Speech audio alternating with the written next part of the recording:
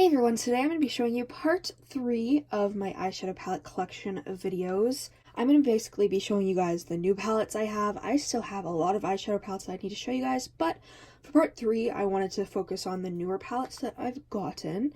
So there may be like overlap, like one or two from my other videos since I don't really remember what I filmed, but you know, we'll deal with it. So if you want to see my eyeshadow palette collection video, just keep watching. So we're going to be going through the palettes that I have recently gotten. I'll just kind of pick and choose what I see first. I have the Colourpop All That palette, which this is their Valentine's Day palette. It is beautiful. Of course, I love these grungy burgundy shades, so I had to pick this up. If you're wondering what is on my nails, I am wearing Holo Taco, favorite nail polish brand ever. Anyways, I do really like this palette, so I just have it out in front so I get some use out of it. I think that all of the palettes over here are palettes I've already shown you, so let's go down here. Obviously, there's some new palettes, so I have the 3 Huda Beauty Pastel palette. This is the Pastel Rose. They all come with a mirror. It is beautiful. As soon as I saw the pastel shades, I wanted to try them. I have done swatch videos, so I will link those in the cards or down below, but they're very beautiful. The palette that I didn't really like was the mint one, but this one's okay. It's still not as pigmented as I would like, even for pastels, but it is pretty. Hence why I've been keeping it. And then we have the Pastel Lilac palette. I love purple, so of course I needed to get this one. It's stunning. I really like the quality of this one. It reminds me more of the other Huda Beauty palettes. I think her formula is great. I just wish it wasn't so expensive.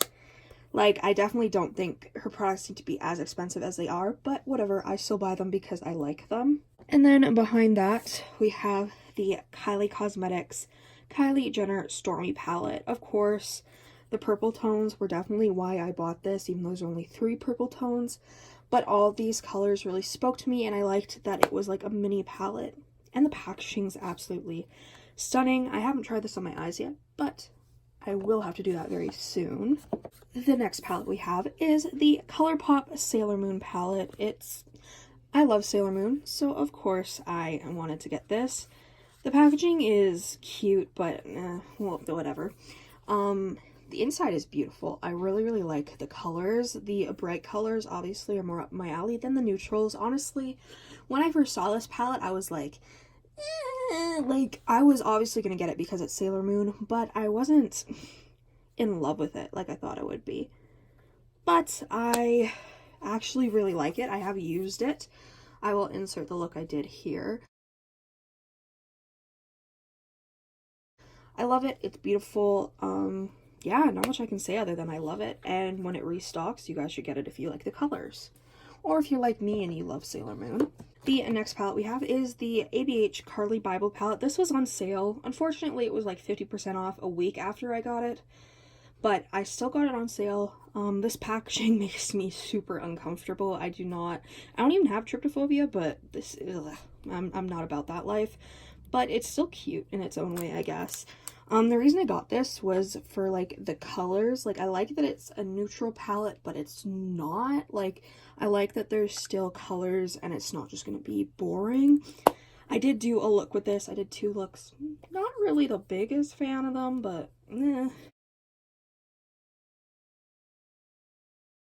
I like the ABH formula, so I do want to try this out more. It's not bad, it's just not, like, amazing. And then we have the NYX Cosmetics Millennial Pinks palette. I love this palette. Honestly, the shimmers suck. They are a complete letdown, but the mattes are why I kept it. I absolutely love using this shade and that shade together. I did a look with it. I love it. Pinks and grays together actually look really pretty, surprisingly. Then I have the Morphe 24A Artist Pass palette. I wasn't sure if I was going to get this because I wasn't sure on the color story, but I am glad I got it. I did do a look with this and I do like it. The pink, unfortunately, isn't the most pigmented pink in the world, but that being said, it is still a beautiful palette and I can definitely see myself getting lots of use out of it.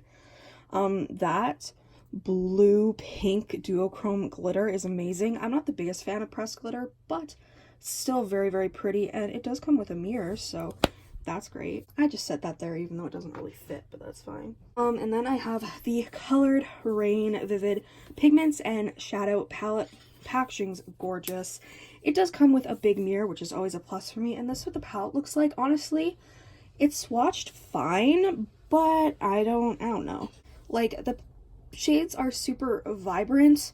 I need to use this on my eyes, though. I do have lots of bright colors, but nothing like this where they're all together. Obviously, I got these for the purples, so I need to try this, but it looks pretty anyways. Another palette that I got is the NYX and the Chilling Adventures of Sabrina Part 3 Spellbook palette. I watched the show with my parents, so I wanted to get the palette, and this palette's actually really nice. I wasn't sure I was going to get it, but I went to Shoppers Drug Mart and they had it, so I was like, okay, I'm going to get it.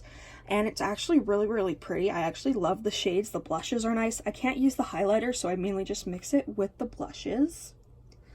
That being said, though, the eyeshadows are actually really good quality and they blend decently well. It does have like that glittery shade, which I adore. I really do like this palette, especially like NYX is an okay drugstore brand, but they're expensive for what they are. And this palette was like 40 some Canadian, so yeah, it was expensive, but at the same time, you get a lot of shades, so it wasn't that bad, and it's not the most I've spent on a palette. It's just for a drugstore palette. It was a little bit pricey. Next, I have the Violet Voss Sweet Violet palette. This palette is really pretty, actually. It does come with a mirror. This is a Violet Voss mini palette. I'm so happy they're doing mini palettes because it's only like 24 bucks Canadian, so decently affordable. And the quality is really nice. I did do a look with this, and I'm very excited to do more looks. Obviously, it's purple. I love it. I'll never get enough of purple palettes. Then I have the ABH Norvina Volume 2 palette. I have no idea if I've showed this, so I just thought that I would. It's just this pretty mini palette. It's freaking expensive. This was almost $40 Canadian. Like, I love ABH and I love Norvina, but damn, like, that's expensive. So regardless, the formula is good, and I prefer getting a mini palette over the ones that cost like 70 Canadian, so can't complain too much. Then I have the Colourpop Mint to Be palette. This is honestly one of my favorite Colourpop palettes ever. This will be in my top 5 for sure. Like, okay, this shadow keeps wanting to fall out. Go away. But honestly, I love these mint tones. I definitely prefer this over the Huda Beauty pastel palette. And just for the hell of it, I will show you guys them side by side. In my swatch video, I did compare these, but just in case you guys want to see them here, this is what they look like. They're not similar at all, honestly. I definitely prefer the Colourpop one. It does come with a mirror. It's so much cheaper. Even if you're buying it from Canada, you can get free shipping, or you can pay like $9 in shipping. It's not that bad. Plus, the formula is way better. Colourpop is like tied for my top brands, so of course I do prefer the formula of this one, and I think it's worth the like 12 US dollars it is. The pastel Huda palettes, like I said, were kind of hit or miss. The mint one was my least favorite. It's just the pastel shades didn't want to pick up at all. Like, they aren't horrible. I did get the look to work, but it's just not a palette for me. I want something that is immediate pigment, and I understand that they're pastels, but I just personally didn't like it. Like I said, I prefer the Colourpop Mint to Be palette, so that is the palette that I will, you know, keep and use. But this is still like an okay palette. It's just not my favorite at all. The last newer palette that I have is Jeffree Star Jeffree Star Bloodlust palette. Of course, this is a purple palette, so I had to get it. The packaging is beautiful, very luxurious. It opens really easily as well. It does come with a mirror, and that is what the palette looks like. It's stunning. I do wish there were more purple tones, but I do like the tones that were incorporated into this palette. I can definitely see people doing intense looks, but also doing like more natural looks with pops of color with this palette. The launch for Bloodlust was insanely quick. There are some available on Beautylish every so often, so definitely keep an eye out for that. But this palette is beautiful, and I'm so glad to add it to my collection. It's definitely one of my favorite Jeffree Star palettes. Thank you guys so much for watching part 3 of my eyeshadow palette collection video. If you enjoyed, make sure to subscribe. Comment down below any videos you'd like to see me do. If you'd like to see me do reviews or anything like that, let me know. Go follow my Instagram, Makeup by Tasha XO, and I'll see you in the next one. Bye. Hi, Chloe.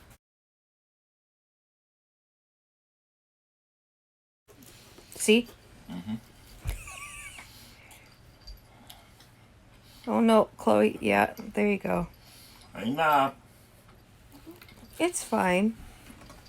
Chloe's a big girl. She just needs to not get in a chokehold.